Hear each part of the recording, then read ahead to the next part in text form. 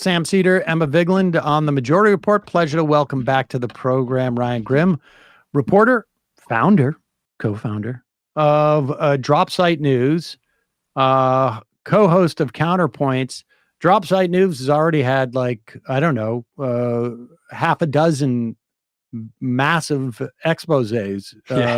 Honestly, it's been crazy.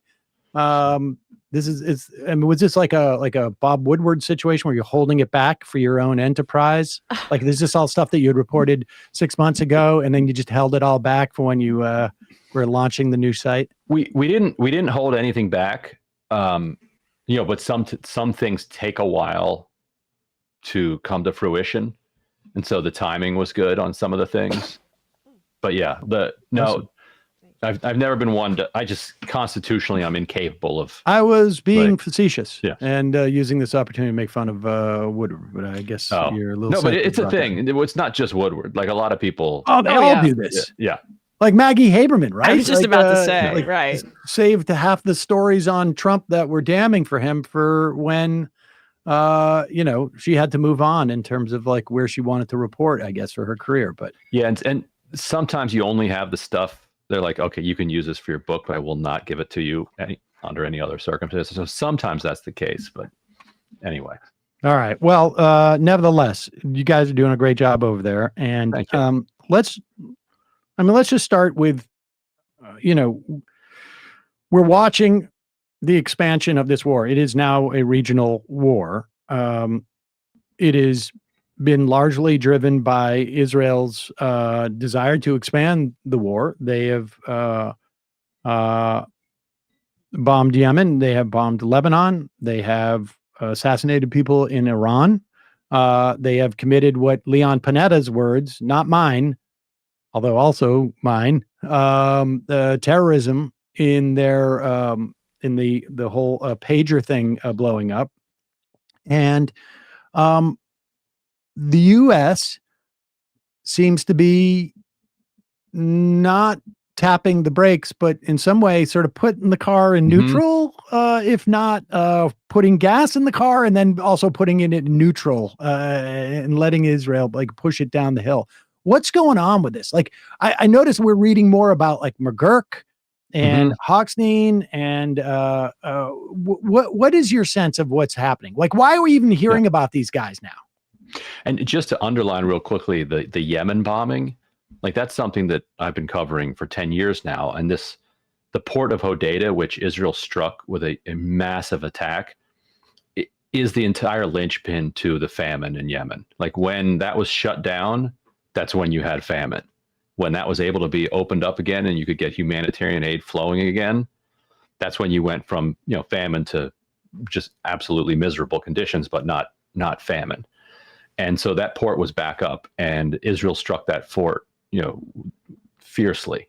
And so the fallout from that strike, depending on, whether they can get it up and running again, could implicate hundreds of thousands of lives. And because there's such a huge war going on across the region, it's just kind of got passed by. But I think when it comes to McGurk and Hochstein, they kind of personify what we understand as America's bipartisan foreign policy that isn't influenced by elections.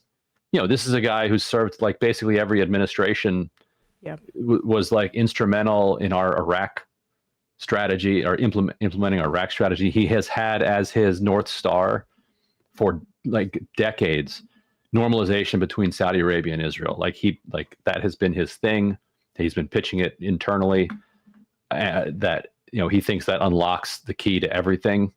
It helped, he quit briefly, right, during the Trump administration, but in general was like a pretty good, like, he pushed, in general, he pushed back against Trump at times, but he and Kushner were pretty much on the same page when it came to this normalization between Saudi Arabia and Israel.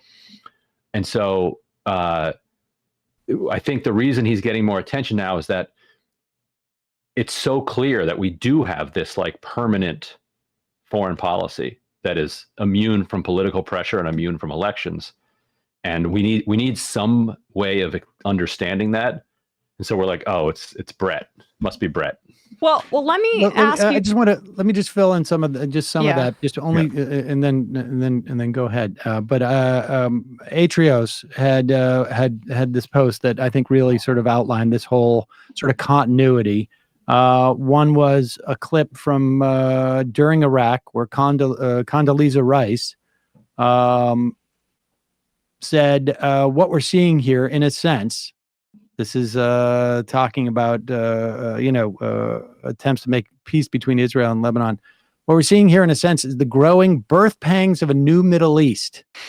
Whatever we do, we have to be certain that we're pushing toward the new Middle East and not going back to the old Middle East. This was, incidentally, over almost 20 years ago.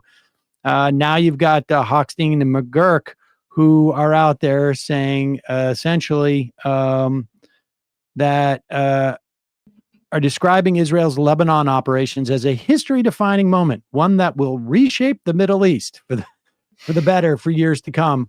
McGurk first, apparently came back to public service to serve in the CPA. That's the Coalition Provisional Authority for the prefect. I can't remember his name now. It's been so long, but in Baghdad. And I mean, Paul Bremer, right? Bremer. And since then, I mean, the guy's been around. I don't know how he managed to get the Iran deal.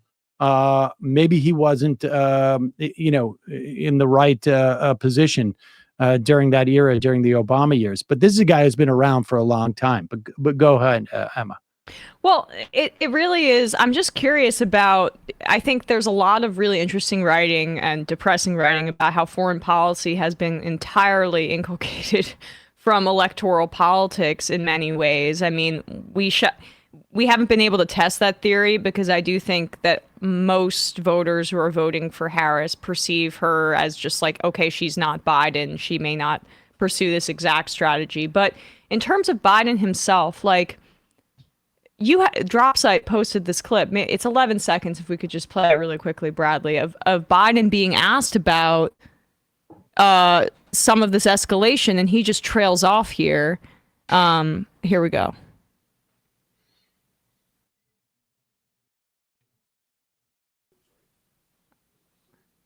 Would you support Israel striking Iran's oil facilities, sir? We're in discussion of that. I think that would be a little. Oh, there you go. Anyway. Okay. So I wanted to play that it. because, because like when we talk about Brett McGurk and his role, and Hochstein, or I'm forgetting his name exactly, but yeah, these two advisors who seemingly, according to Politico, are basically just like running the foreign policy right now as it relates to Israel.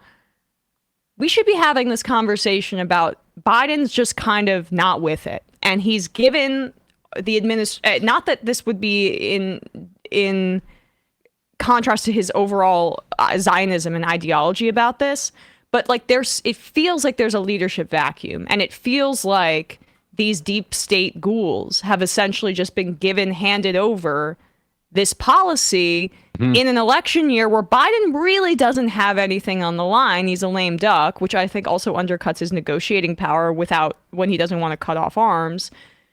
What do you make of that dynamic and how it relates to the election and how it relates to like how Netanyahu may perceive this as the most opportune time to take advantage of this leadership vacuum? Yeah, I think that's exactly right. So there was this reporting that showed that the elements of the State Department and the Pentagon were pushing back against this like full-scale war being launched in Lebanon. And McGurk and Hochstein were privately telling the Israelis, actually, it's fine, like go for it. But, mum's the word. And the way that it was presented publicly is that mum's the word on U.S. support for this operation, because it wouldn't look good. Just be bad PR. But that's not actually the real reason that it was mum's the word. It was mum's the word because it was in conflict with what the Pentagon and the State Department wanted. And so it's like, well, wait a minute. We understand we don't elect exactly the State Department and the Pentagon, but we do elect the president. who then appoints people to the Pentagon and the State Department. Who are these other guys? Like, who are these other people that are out there telling Netanyahu, yeah, actually go ahead and do it? And what that doesn't mean that we're going to publicly support it, but what it tells Netanyahu that is that he can do it and there will be no penalty because we're too divided and we're too crippled to be able to effectively say anything about it. And look, hey, Brett said it was cool, man. Well, here's the part that I don't. I mean, all of that, makes sense to me, or at least let me put it this way, I can understand it. I don't. It makes no. It shouldn't exist. But so, from the perspective of the Harris campaign, like, if there is this type of dissent that exists there, and we don't know where. I mean, Biden presumably either A, has no problem with what McGurk, I mean, maybe McGurk and Hochstein are just doing what Biden says. Mm-hmm. And the reason why it's hush is because I don't want a big story about how I'm not, I'm bumping heads with the State Department and the Defense Department. I want to avoid that type of press. You guys do it, and I'll just, it's like that Saturday Night Live Ronald Reagan sketch that Phil Hartman did that famously was like, Reagan's there, and when there's cameras, he's like, I don't know what's going on. And as soon as they go, he's like bringing out maps and stuff like this. I mean, maybe that's part of it. But from the perspective of the Harris campaign, like, and maybe I overestimate it, and maybe it's just my own projection, right? Like, but this doesn't seem to be helping the Harris campaign. And it seems to me that there is so little that they would have to do, because I don't think Harris, frankly, has any influence over any of what's going on in this instance. She's part of the administration, but I don't think she has any influence on it. But she does have the ability to signal to the electorate that like things are going to change when I get into office. B, it also puts, Netanyahu on notice. I mean, 3 months ago, the impact that it would have had on Netanyahu might have been, I got to speed things up, but he clearly already feels like I got to do this now. And if she puts it out there by any mechanism, even if it's like that, we're going to tap the brakes on this, or this isn't going on, or McGurk is gone, or whatever it is, it seems like that's a winning proposition across all of her incentive structures. Unless either A, she's just too afraid to weigh in, or agrees with Biden. I mean, what's your sense of this?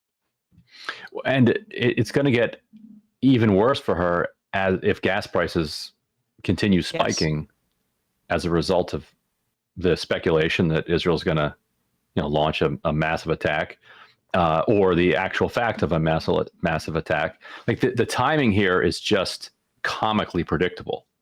Like 11 this is months not a ago, coincidence. This is not a coincidence. I'd be like, if Netanyahu's going to like blow this into an all-out regional war, let's just throw a dart at the calendar and guess what month he might pick. Yep.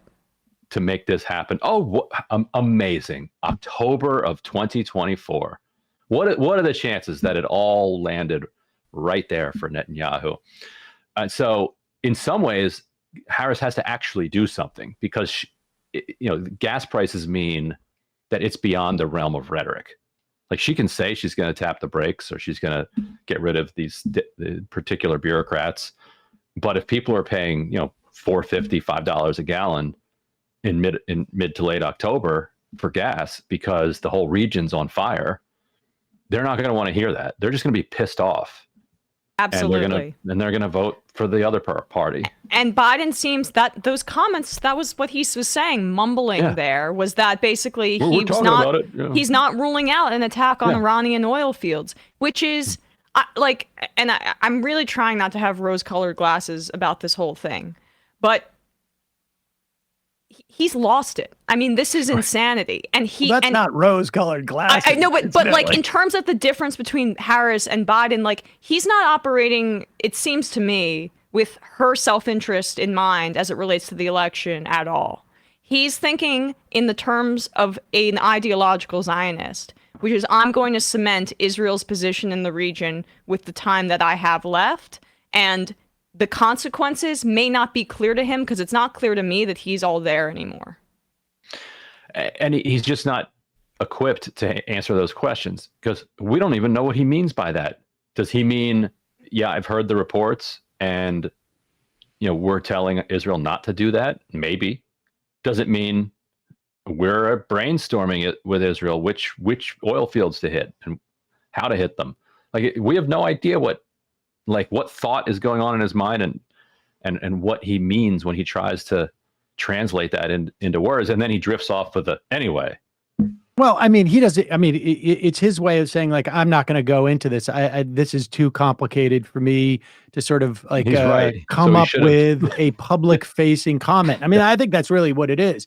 But it seems to me that the part of the calculation, I would imagine, is the Biden administration essentially, from what I've read, according to oil traders and other folks online, is the Biden administration essentially broke OPEC's pricing power, at least for an extended period of time, with maneuvers by releasing the strategic reserve and then buying back.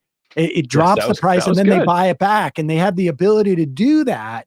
And I wonder if they're not thinking like, we can absorb this.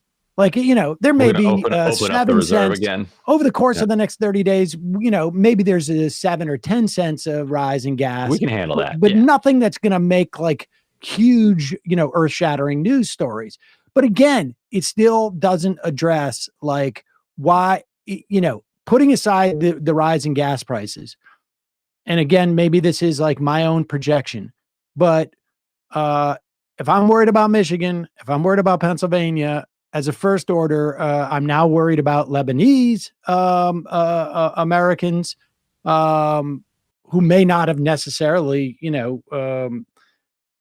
felt as intensely about Gaza as obviously Palestinian Americans.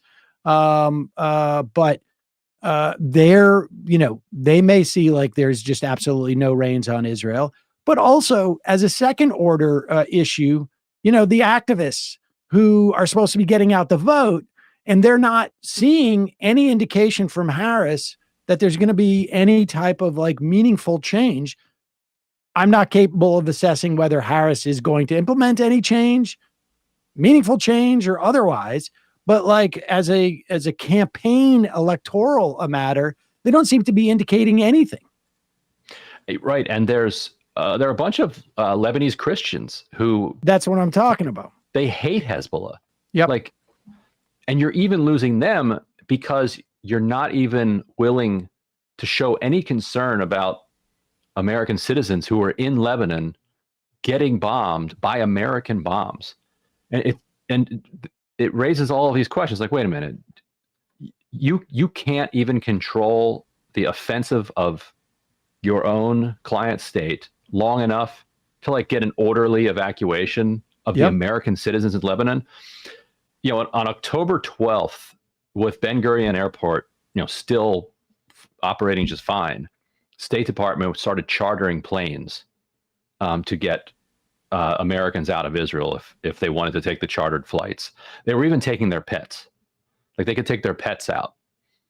In Lebanon, China has done evacuations of its citizens. The UK has done evacuations of its citizens. The French have sent like a naval ship down there to begin evacuations of its citizens. The State Department has just said the airport's open. Good luck. And the airport's south of Beirut too, so it's like difficult to get more to dangerous. Either way. Yeah. Flights are like $8,000 or something, and every flight you buy gets canceled. And they're just like, yeah. But doesn't that indicate the rudderless leadership I'm describing? Like, there's nothing going on in the White House. Why? Like, it wouldn't even offend AIPAC, right? For you to say some nice things about just the American citizens in Lebanon and how you're concerned for them and you're going to organize, their evacuation to safety. Like, nobody would even be bothered by that I can think of. Matt Miller was apparently parsing The American permanent resident. the permanent resident status of Kamel Jawad from Michigan, who was killed in Lebanon. But apparently, I mean, they said, well, we understand he was not an American citizen. He was only a legal permanent resident. But there is some indication that maybe, in fact, no, that's not the case. He may have actually have voted in the past. May obviously would have to be a citizen for that. But nevertheless, it's also like, why are you parsing this stuff? Right. I mean, can you imagine? I don't know, the Trump administration parsing stuff on Khashoggi. It was he was just a he was just a he was not a citizen. Yeah. Right. He was just a resident. I mean, like, people would be incredibly offended by this. And I don't know. It is I worry about it, obviously, from a foreign policy perspective, in terms of it's over in terms of the Biden administration, but whether Harris has any plans, but also from an electoral standpoint, it seems utterly bizarre. They just don't seem to want to engage. Yeah, a couple other things Michigan Democrats have done. There was that whole Dana Nessel, Rashida Tlaib thing. Yep. But then there was also, after all these campus protests, the students got together and endorsed a candidate for Board of Regents. Like every 2 years, like 2 of the 8 regents are up for election. And they endorsed this human rights attorney. I think her name was Huwaida. 600-700 students show up to the Democratic convention wearing yellow Huwaida t-shirts. They do everything right inside the system. They got their petitions out, and they're and it looks like, based on that turnout, an overwhelming nomination. So it's not even that she's going to win the Board of Regents position. She would just be one of the Democratic nominees. They make these students sit around for 8 hours. They delay announcing the results of that particular election until the very final thing. They send a woman out on stage who mumbles that the other person won, doesn't list the tally. They don't explain, because it's a weighted system, where county chairs get weighted heavier than these chairs and that. And the students are just left there with the lights going up, what the hell just happened? And so all of these efforts that Uncommitted and others are making to operate inside the Democratic tent and be part of this big coalition that disagrees about some things and agrees about others are just being spat on left and right.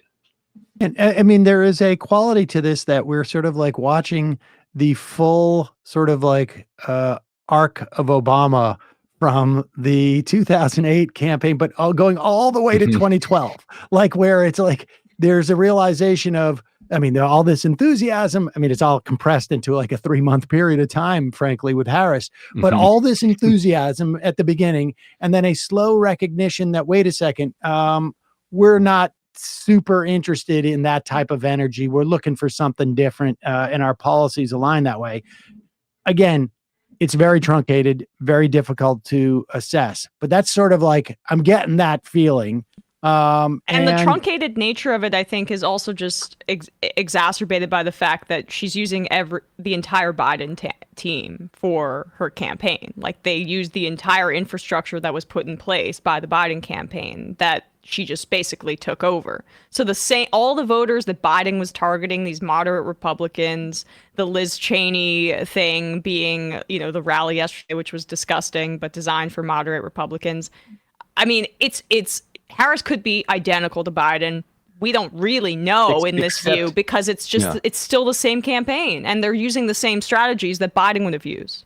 Except we're not even lucky enough to get identical, because when it comes to Wall Street economic policy, labor policy, that's the one thing she's breaking from him. There's an article in the FT today that quotes 2 Wall Street executives. She's been doing this this campaign where she's trying to tell everybody that she's friendlier to Wall Street than Biden is. 2 Wall Street executives say that she assured them that she can get rid of Gary Gensler and Lena Khan. A campaign official is quoted on background saying that they're That's not exactly what she said, but Mark Cuban has said publicly, and he's a surrogate of hers, that she's against regulation by litigation. Yes, we played that clip the other day. He was on CNBC, and he said, "They've told me to say this." Yes, like that's called enforcement. Yeah. And she also invited the Visa CEO to the residence, according to this FT article. Last week, the DOJ sued Visa for an illegal monopoly and ripping off small businesses and consumers. The next week, Kamala Harris has the CEO at the vice presidential residence to court him and assure her that she doesn't believe in like litigation. Like it's disturbing. And again, you know, like we're in that situation where it's like, I genuinely do believe that, Donald Trump has to lose, and she is the only vehicle in which to beat Donald Trump. But this is, you seem more convinced of that than the Harris campaign. It's like they don't seem to have any like urgency. Well, that's the other part that I worry about. Like I say, I have like a policy concerns, what she's going to do when she's in office, and then I also have an electoral concerns because I'm not sure. Like, there's a level of confidence in, you know, I guess you can't do that in college basketball anymore when you like, you know, four corners, where it's like we're just trying to run out the clock here, and I just don't know. I mean, well, it's clear they have a January 6th strategy, right? Yes. Like they must have known that Smith was coming out with this stuff. They are really pushing it to bring Lynn Cheney on stage. Frankly, I mean, I worry that there is a mentality that is analogous to, for every blue collar guy we lose in Pittsburgh, we're going to pick up two in the Philly suburbs. Like, it didn't work out like that last time. And I just wonder, like, who is Lynn Cheney? Liz Cheney, or any of the Cheneys for that matter, or Dick. Yeah. But Ryan, like, who are they really getting? Like, I mean, is there a constituency out there? Maybe this is what Emma was going to say, but you know, they're looking at polling that says that some people code her as too liberal. Yep. And some of that is just, I think, race and gender. That, you know, Biden could be to her left on economic policy, you know, every day and twice on Sunday, but he codes as like a white centrist, and she codes as somehow left. And so in order to like satisfy if a black woman is going to run, like she has to run to the center by this reasoning, right? Like way to the center and overcompensate for the like implicit assumptions that people have that, oh, well, she must be a radical communist. Those are the two polling issues that are there. Like, I'm just saying what this campaign, a standard Democratic Party campaign, not a movement campaign, not someone that's going to bring out low propensity voters. This is how 90% of Democrats that would be in a general election would be running. They're looking at the two liabilities for her: too liberal, bad on immigration. And the entire focus of the campaign since the convention and since her convention speech has been look tough and sprint to the center and say how you love Republicans.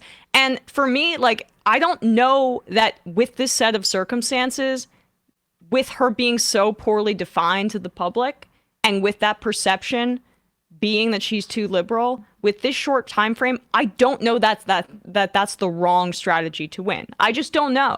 And I don't have access to the internals to make that assessment, but it is such a unique set of circumstances that, like, hey, she could govern as a centrist. We don't necessarily know. But for a campaign to be a movement that galvanizes people who are maybe lower propensity voters, that would take a long ramp up period. And she would have to be offering programs in a populist manner that she was never going to do. So in terms of the type of campaign that she ended up running, the strategy makes sense within that context, but it just sucks for the progressive movement more broadly because of the gains that we had made in that Bernie Sanders period. Yeah, and then the question is, are there like suburban Democrats or suburban independents who are swayed by Dick Cheney and Liz Cheney being involved with the campaign? Well, that's my question. Like everything Emma's just said, okay, if she wins.